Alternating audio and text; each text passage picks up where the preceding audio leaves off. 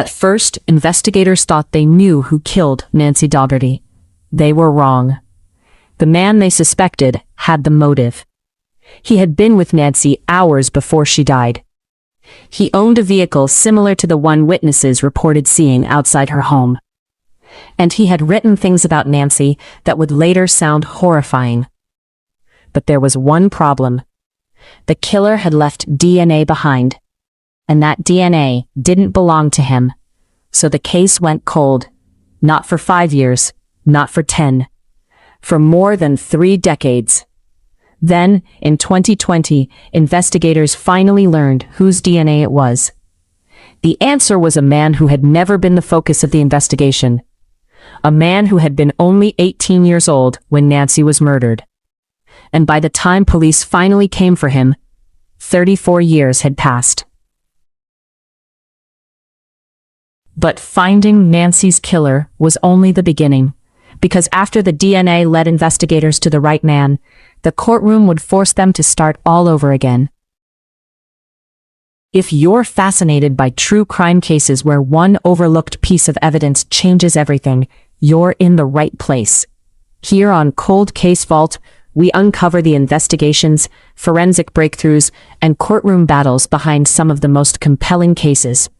Subscribe now so you don't miss our next documentary. This is the story of Nancy Daugherty, and the tiny pieces of evidence that survived long enough to finally tell investigators who killed her. Chisholm, Minnesota, is the kind of place where people tend to know one another.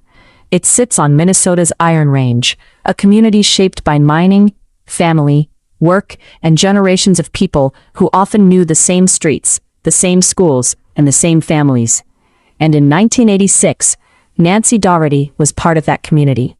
She was 38 years old. She was a mother of 2. She worked at a local nursing home. And people who knew her described her as someone who cared deeply about other people. She was also an emergency medical technician. She was the kind of person people called when someone needed help. But in July 1986, Nancy's own life was changing. She was separated from her husband and going through a divorce. She was preparing to move, and she was looking toward the future. A new home, a new chapter, a life that was supposed to continue.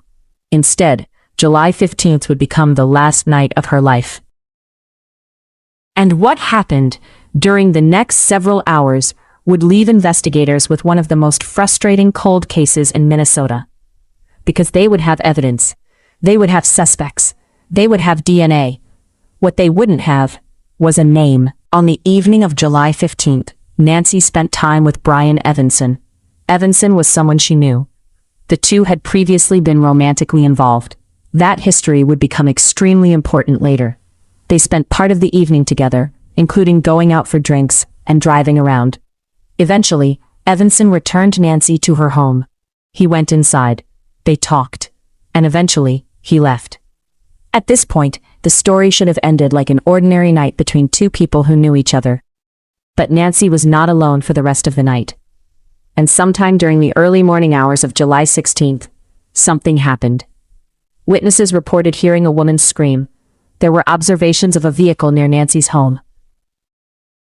Then, the house became silent. By daylight, Nancy was dead. And nobody yet knew who had killed her.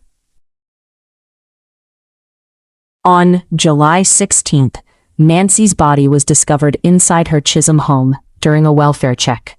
She had been sexually assaulted and strangled.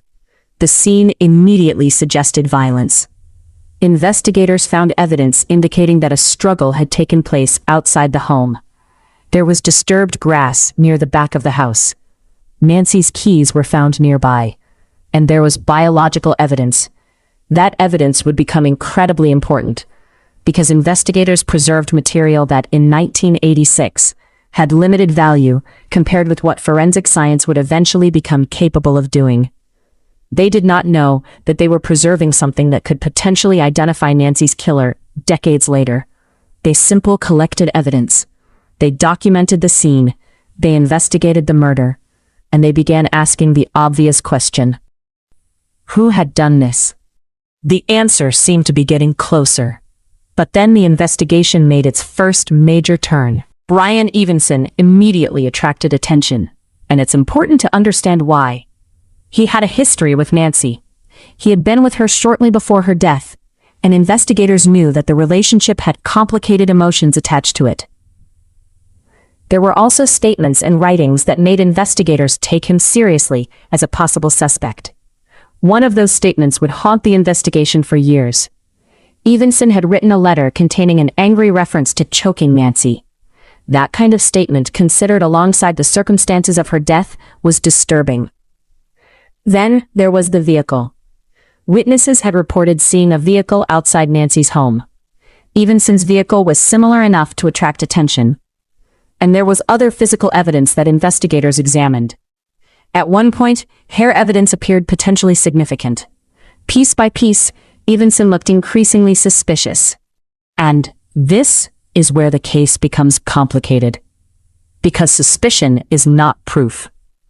And investigators had something that could potentially settle the question. DNA. The biological evidence recovered from Nancy's body and the crime scene could eventually provide a genetic profile. But in 1986, there was nowhere to search it. Today, when investigators recover DNA from a crime scene, people often imagine that they can simply put it into a computer and get a name. That isn't how it works. And in 1986, it was nowhere close to that. The technology available to investigators was nowhere near what forensic science can do today. There was no modern national DNA database capable of giving investigators the answer they needed. There were no consumer genealogy databases being used to reconstruct family trees. And there was no genetic genealogy industry capable of taking an unknown DNA profile and tracing it through distant relatives. Investigators had something incredibly valuable, a biological signature. But they didn't know whose signature it was, and when they compared the available evidence against their leading suspect, it did not establish that Evenson was the killer. That meant investigators were facing a terrible possibility. The man who looked suspicious might not be the man who committed the murder. So the case continued. The investigation did not simply disappear. Detectives worked the case. People were interviewed. Evidence was examined. Men connected to the area were considered. But without an identified DNA match, the investigation could not make the leap from suspicion to prosecution. And that distinction mattered. Because Nancy's family needed more than a theory. They needed the truth. They needed the person responsible to be identified. But years passed, then decades. Nancy's children grew older. The community changed. People who had been young in 1986 became parents themselves. Some witnesses died, memories faded, and the case became one of those files that investigators could never completely forget. Before we continue, I'd love to know where you're watching from. Leave your city or country in the comments. I always enjoy seeing how far these stories travel. And if you've been enjoying this documentary so far, subscribing is one of the best ways to support the channel and helps us continue producing in-depth investigations like this. Then, forensic science changed. By the 2000s, DNA technology had advanced dramatically. Investigators could obtain much more useful profiles from biological evidence, and cold case units were increasingly able to revisit evidence that had been collected decades earlier. Nancy's case was reopened and examined again. The evidence that had been sitting in storage suddenly had new potential. But there was still a problem. Even if investigators had a strong DNA profile, they needed to know who it belonged to. A traditional DNA database can be incredibly powerful when the suspect's profile is already in the system. But what happens when the killer has never been arrested? What happens when the killer has never provided DNA to law enforcement? What happens when his name isn't sitting in a database waiting to be discovered? That's exactly what happened here. The killer had apparently left biological evidence behind, but the system still didn't know his name. And then forensic science developed another tool, one that would change everything. The technique is called forensic investigative genetic genealogy. The concept is surprisingly simple. Instead of asking, does this DNA belong to this suspect? Investigators can ask, who are the biological relatives of the person who left this DNA? That changes the investigation completely. Because the suspect doesn't necessarily need to have submitted his own DNA. A relative might have. A distant relative might have. And if enough relatives can be identified, investigators can begin reconstructing a family tree, branch by branch, generation by generation, until a previously unknown suspect emerges. This is what happened in Nancy Daugherty's case. Investigators turned to advanced genetic genealogy, and suddenly, the DNA that had been anonymous for decades began pointing toward a family. And that family eventually led investigators to a name. Michael Allan Carbo Jr. There was something extraordinary about that name. Carbo had not spent decades running from police. He had not been living under a famous alias. He had not been hiding in another country. He had been living in the same community. He had been only 18 years old when Nancy was murdered, and he had apparently never been on investigators' radar in the way Evenson had. The man investigators had suspected for years wasn't the man whose DNA they were finding. The actual suspect had been hiding in plain sight. Think about what that means. In 1986, Michael Carbo Jr. was 18. Nancy Daugherty was 38. Their lives were dramatically different. Nancy was a mother. She had a job. She was planning her future. Carbo was a young man living in the same community, and investigators had never connected him to the murder in the way they had connected Evanson.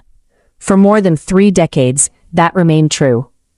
Then the genealogy investigation changed his status completely. He was no longer an anonymous name in the background. He was the man whose genetic profile appeared to connect him to the biological evidence from Nancy's murder. But investigators still had to prove it, because genealogy is not the same thing as a courtroom DNA match. The genealogy investigation gives investigators a direction. It gives them a person to investigate. It does not automatically prove guilt. They needed a direct comparison, and that's where the discarded trash became important. In July 2020, investigators obtained discarded material from Carbo's garbage. This is one of the details that makes the case feel almost unbelievable. The crime had happened in 1986. 34 years had passed. The investigators now had a potential suspect, but they still needed to connect him directly to the DNA from Nancy's murder. So they tested material recovered from his discarded trash. The resulting DNA profile matched the profile from the crime scene. That was the moment the investigation changed. For 34 years, investigators had possessed DNA without a name. Now they had a name, Michael Allan Carbo Jr., and they had a DNA connection. The investigation had finally moved from who could have done this to whose DNA is this? And the answer was Carbo. Carbo was arrested in July 2020. He had been 18 when Nancy was killed. He was 52 when investigators finally arrested him. 34 years had passed. Nancy's children had spent their adult lives without their mother. The community had spent decades wondering who was responsible. And now police believed they had the answer. But Carbo did not simply confess and end the story. He maintained that he was not responsible for Nancy's murder. And the case moved toward court. That's when another problem emerged, because there was still another name in the case, Brian Evanson, the man investigators had considered for years, the man who had been with Nancy before her death, the man whose statements and circumstances would become central to Carbo's defense. And that issue would eventually send the entire case back to the beginning. In 2022, Michael Carbo was tried for Nancy Daugherty's murder. The prosecution presented the DNA evidence. The defense challenged the state's case, and the jury ultimately found Carbo guilty of 2 counts of first-degree murder while committing first-degree criminal sexual conduct. He was sentenced to life in prison with the possibility of parole after 17 years under the applicable sentencing law. For Nancy's family, it appeared that the 36-year wait for justice was finally over, but it wasn't, because Carbo appealed, and the appeal wasn't primarily about whether the DNA existed. It was about whether the jury had been allowed to hear the entire defense. Carbo's lawyers argued that they should have been allowed to present evidence pointing toward Brian Evanson as an alternative perpetrator. That mattered because the defense was not simply saying the DNA doesn't matter. They were trying to give the jury another explanation, another person, another possible interpretation of the evidence. and the Minnesota Supreme Court agreed that the defense had been improperly restricted. Carbo would get another trial. For Nancy's family, that meant something almost unbearable. They had already waited decades. They had already sat through one trial. They had already heard the evidence. They had already watched a jury find Carbo guilty. Now they had to do it again. And this time, the alternative suspect evidence would be allowed. But prosecutors had a powerful answer: DNA. Not one isolated piece of biological evidence. The state emphasized the DNA recovered from the crime scene and the fact that it matched Carbo. The prosecution argued that the physical evidence connected Carbo directly to Nancy's death. And that created the central question of the second trial. Was there enough evidence pointing toward another suspect to create reasonable doubt when the DNA evidence pointed directly toward Carbo? Then came another major moment. Carbo took the witness stand. He acknowledged that he had been in the area around the time of Nancy's death. But he denied killing her. He offered an explanation for why his DNA could have been present. The defense argued that the presence of DNA did not necessarily establish that Carbo had committed the murder. But prosecutors challenged that explanation against the broader physical evidence. The case was no longer simply about a DNA number.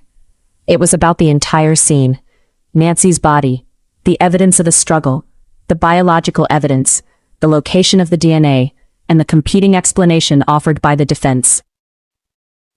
After decades of investigation, the jury now had to make the decision: was the state's case strong enough, or had the defense created reasonable doubt? On January 31st, 2025, after less than 5 hours of deliberation, the second jury reached its decision: guilty. Again. Michael Allan Carbo Jr. was convicted of 2 counts of first-degree murder while committing first-degree criminal sexual conduct. The first conviction had been overturned. The second jury had heard the alternative perpetrator evidence, and despite hearing that evidence, the jury reached the same conclusion: Carbo was responsible. But even then, the case wasn't completely finished. There would be another wait, another courtroom, another day when Nancy's family would have to sit through the consequences of what had happened almost 4 decades earlier. On October 16, 2025, Michael Allan Carbo Jr. was sentenced again to life in prison, with the possibility of parole after 17 years. The sentence brought an extraordinary legal journey to another stage of completion. But for Nancy's family, the word closure doesn't fully describe what happened, because there is something about a murder case that time cannot repair. Nancy did not get to see her children grow up. She did not get to experience the future she was planning. She did not get to move into the new home she had been preparing for. And her family did not simply wait 34 years for an arrest. They lived 34 years with the absence of a mother.